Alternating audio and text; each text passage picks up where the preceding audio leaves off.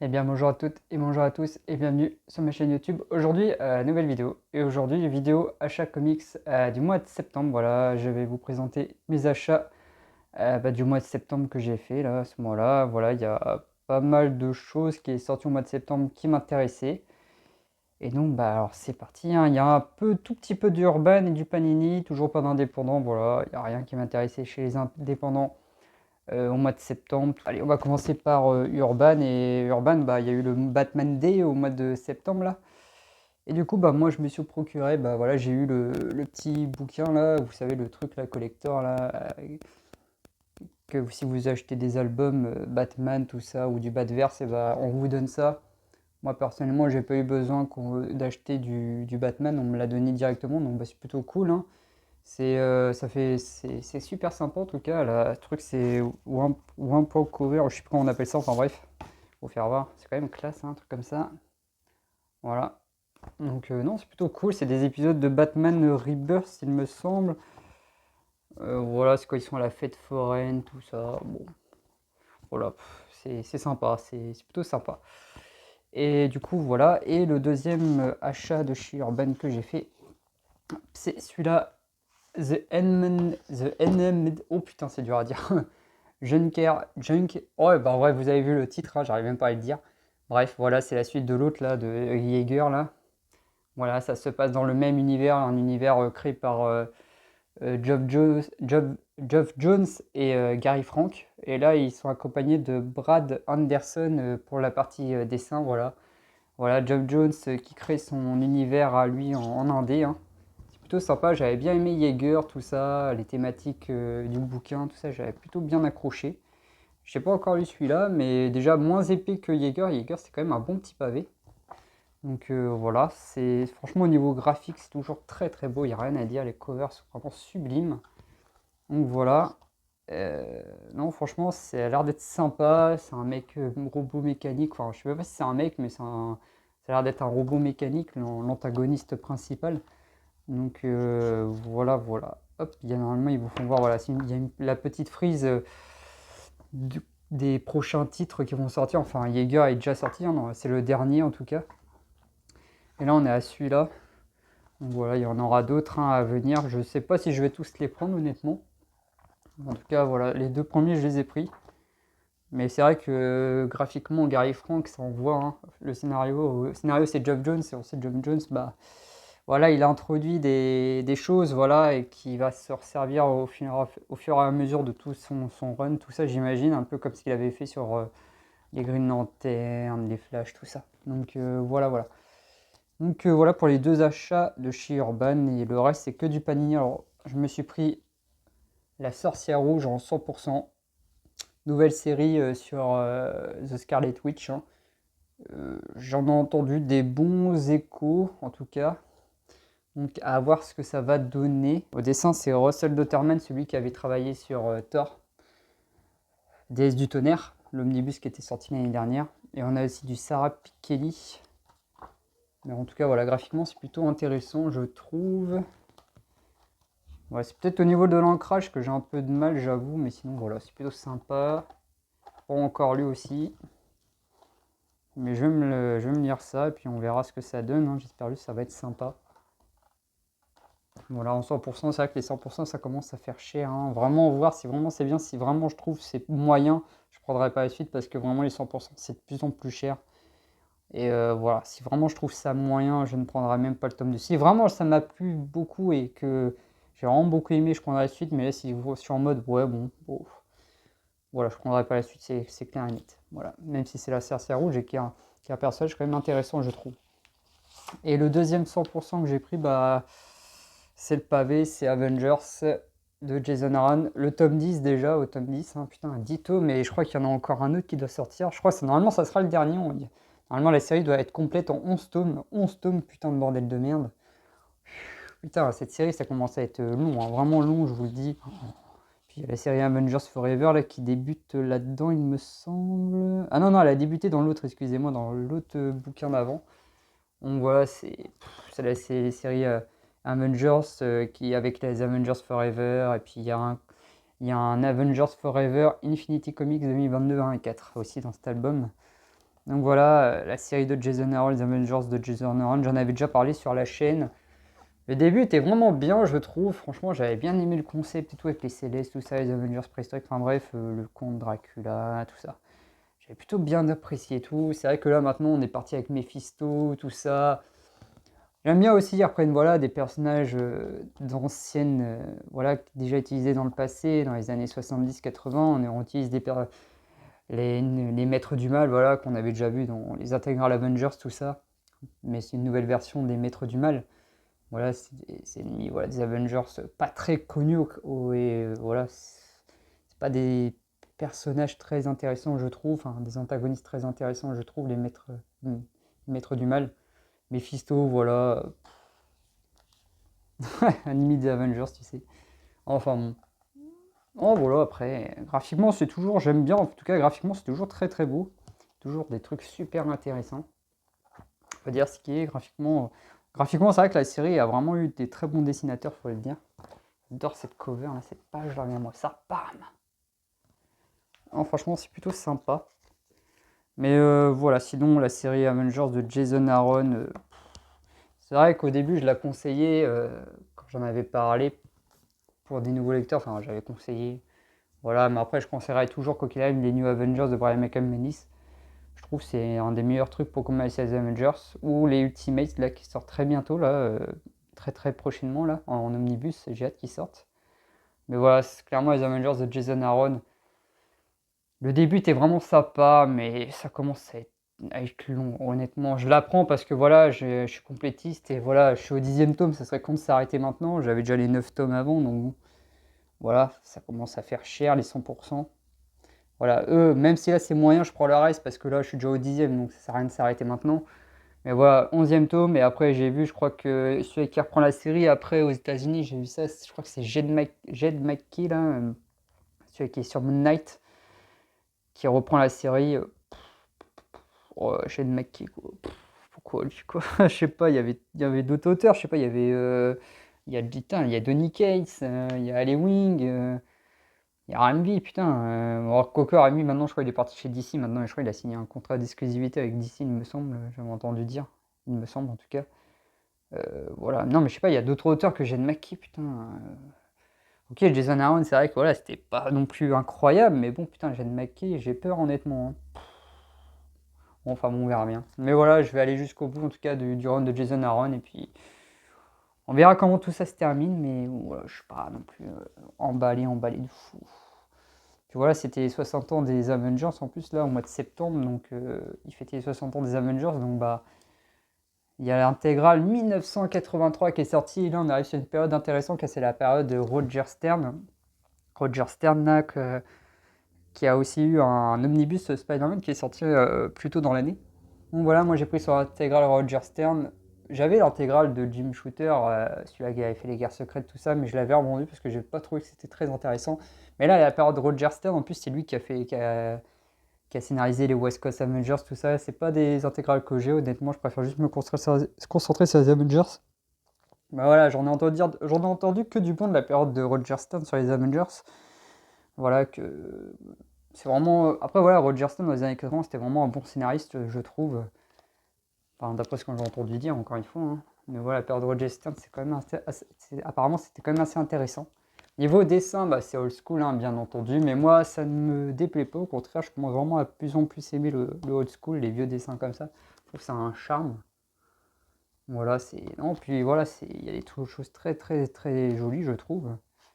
Bon, après, voilà, il y aura sûrement des arcs, quoi qu'il arrive, moins bons d'autres, hein, ça c'est sûr et certain. Mais voilà, on a la Captain Marvel, là. Très cool, ça c'est vraiment sympa aussi. On a un épisode d'Amazing Spider-Man aussi dans celui-là, donc hop.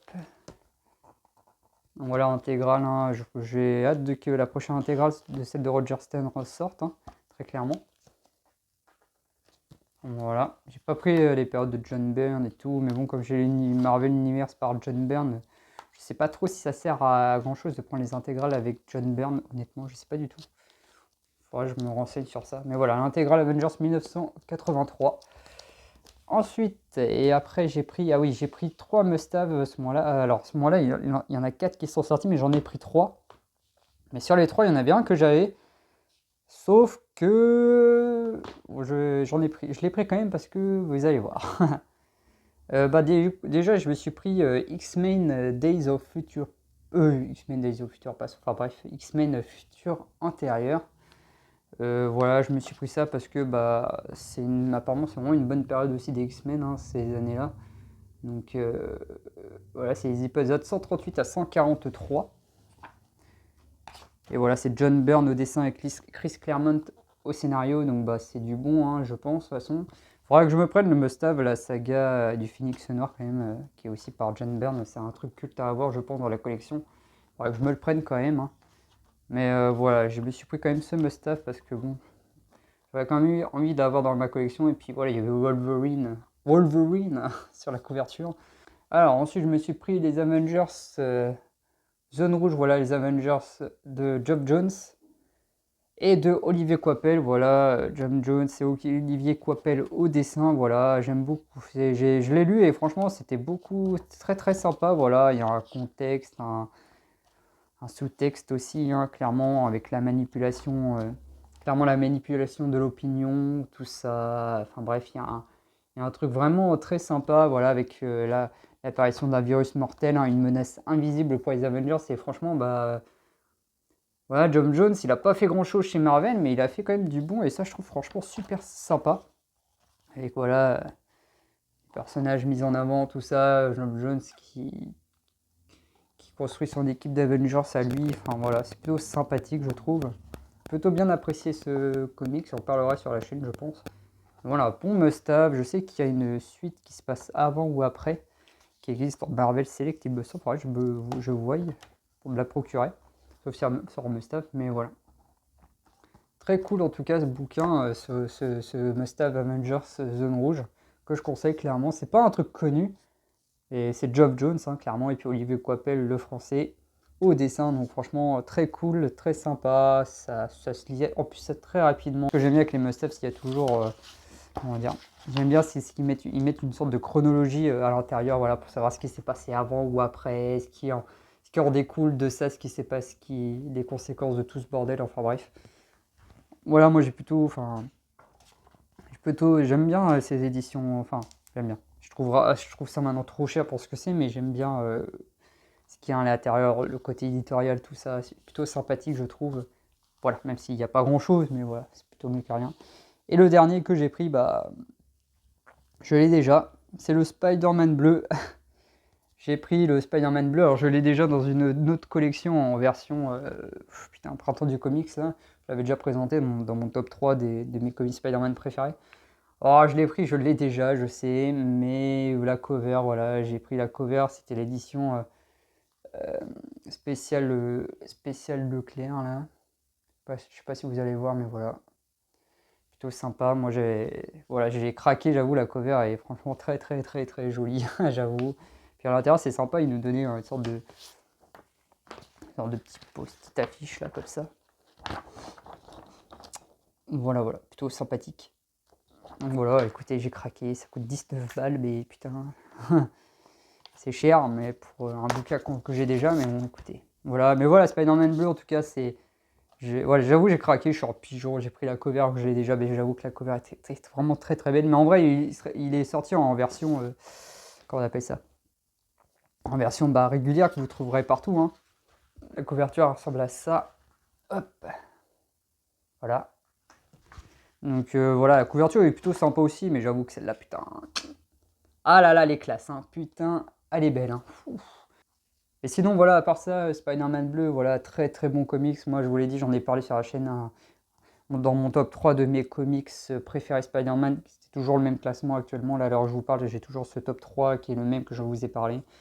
Voilà, il est dans mon top 3 sans aucun souci. Excellent comics sur Spider-Man, un des meilleurs comics Spider-Man, je pense, qui existe. J'ai lu quand même pas mal de Spider-Man et je peux vous dire clairement qu'il y a des choses moins bonnes, mais vraiment moins bon que ça, clairement. Et ça, c'est vraiment un truc vraiment. J'ai pas lu beaucoup de trucs aussi bien que ça, à part les deux autres qui arrivent dans mon top 3 devant, mais sinon, voilà. Clairement, ça, c'est une baffe, c'est très touchant, c'est une histoire d'amour poétique. Enfin... Ah, et puis le dessin de Tim Sale, ah là là là là. J'adore. Franchement, au début, j'avoue, j'étais pas très fan. Sur Spider-Man, j'avoue, sur Batman, ça avait plus de charme, mais franchement, après, quand on est plongé dans l'histoire, bah, ça passe comme une lettre à la poste, pardon. Oh, super. Non, non, franchement, j'adore sur Spider-Man. Il y a un, comment on appelle ça, il y a un hommage un peu à John Romita Senior, à moitié dans le dessin. Donc ça, c'est plutôt, j'aime beaucoup, hein, c'est plutôt sympa, surtout là. Puis voilà, bah, c'est clairement un hommage aussi à Stanley et John Romita Senior aussi, clairement. Donc voilà, Mary Jane Watson sublime, Gwen Stacy sublime dans ce récit, hein, clairement. Enfin bon, voilà. Puis on a des bonus et tout, plutôt sympa hein, franchement. Voilà. J'ai pris les Dark Avengers, voilà, je me suis enfin procuré les Dark Avengers de Brian Michael Bendis, le tome 1 et le tome 2, voilà. Je me suis procuré les deux bouquins, franchement, j'avais tellement hâte de me les procurer, voilà. J'ai envie de me les procurer maintenant avant que ça soit en rupture, parce que je sens que ça va être en rupture très bientôt, ce truc. Enfin, je sais pas pourquoi j'ai un pressentiment. Voilà, les Dark Avengers de Brian Michael Bendis, clairement, je les ai pas encore lus, mais déjà graphiquement, c'est sublime, hein, pardon.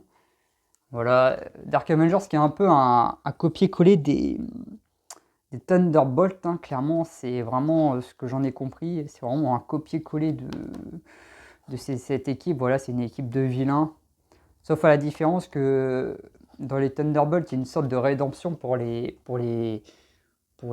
personnages de cette équipe, pour les membres de cette équipe, alors que là, à l'inverse, il n'y en a aucun qui a une rédemption, à part le personnage de Sentry, voilà. Et sinon, tous les autres, ça reste des méchants, voilà, des salopards finis. Surtout Norman Osborn, qui est clairement vraiment un salopard, hein, vraiment, le mec, c'est vraiment un manipulateur à fond les ballons, très très fort Norman Osborn. Je sais que, voilà, j'avais lu Secret Invasion, et le salopard, quoi, il a bien joué son coup, hein. Mais voilà, je sais que voilà, il y aura toujours son côté bouffon vert qui va ressortir quoi qu'il arrive. Voilà, Dark Avengers tome 1, Rassemblement. Et je me suis procuré le tome 2. Pareil, voilà, graphiquement c'est toujours aussi beau, hein. Enfin, des trucs toujours aussi sympas. Donc voilà. Non, franchement, bah voilà, puis ça s'inscrit dans son run des New Avengers. Ça, Brian Michael Bendis, ça fait partie de tout son bordel là, avec House of M, Secret Invasion, New Avengers Illuminati, Siege, tout ça. Enfin bref, Dark Avengers, ça fait partie de tout ça. Et c'est vrai que quand vous lisez, il faut mieux, franchement, je pense que c'est possible de lire Dark Avengers sans rien avoir lu. D'autres, à part, je pense qu'il faut quand même avoir lu Secret Invasion avant. Mais je ferai un jour, je ferai une sorte de guide de lecture, enfin, d'ordre de lecture chronologique du run sur les Avengers de Brian Michael Bendis, que je vous avoue que c'est un peu le bordel. Et puis avec tout ce qui est sorti actuellement, je pense qu'il y a pas mal de choses disponibles. Si j'en parle, ce sera plus facile pour vous, je pense, de vous les procurer dans l'ordre et tout. Et voilà, je pense que le point de départ, déjà, c'est l'Omnibus New Avengers, déjà. Moi, ce que je conseille quand même de faire, avant de lire ça, faut quand même lire les New Avengers. C'est quand même mieux. Moi, je les ai lus, voilà. Et j'ai pas encore lu ça, mais je sais qu'il faut mieux avoir lu les New Avengers parce que voilà, comme je vous l'ai dit, hein, ça s'inscrit dans le long run de Bendis sur les Avengers, les Dark Avengers, voilà, New Avengers, Secret Invasion, House of M, Dark Avengers, Siege, New Avengers Illuminati, Avengers La Réunion, enfin bref, tout ça. Enfin, Avengers La Réunion, ça s'appelait Avengers Prime à la base. Donc voilà, mais franchement, je voulais me les procurer quand même avant que ça soit en rupture ou quoi, parce que j'avoue, là, ils sont sortis il y a pas mal de temps, ceux-là, 2020 et 2021, il me semble. Ouais, donc voilà, ça a quand même plus de 2 ans, c'est deux que se sont sortis, donc voilà. Je me les suis pris. Je les avais pas, donc voilà. Donc voilà pour mes achats comics du mois de septembre. Et puis bah écoutez, j'espère que cette vidéo vous aura plu. Prochaine vidéo, ça sera la découverte d'un omnibus, voilà, qui arrive très vite prochainement. Voilà, je pense que vous allez savoir de quoi je veux parler, hein. En étant fan des Avengers, hein, pour les connaisseurs, pour ceux qui savent, hein, je pense que vous aurez deviné. Mais voilà. En tout cas, j'espère que cette vidéo vous aura plu. Et je vous dis à la prochaine. Allez, salut tout le monde!